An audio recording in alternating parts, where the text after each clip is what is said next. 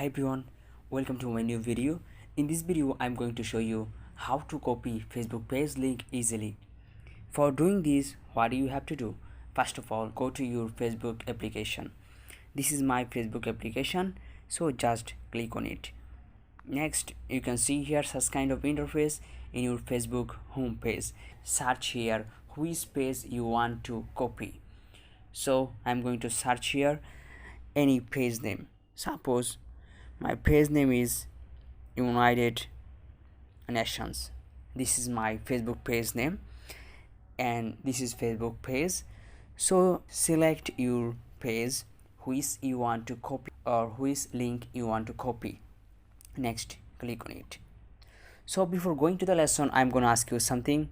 If you are new here in my channel, please subscribe my channel and don't forget to give a like and share with your friends. Next, at the top of the right side, you can see here arrow button. So this is arrow button, so just click on it. And next, you can find here there is copy link. So just click on copy link and link is copied. So your link is copied right now. You can share your link everywhere. So thank you so much for watching my video.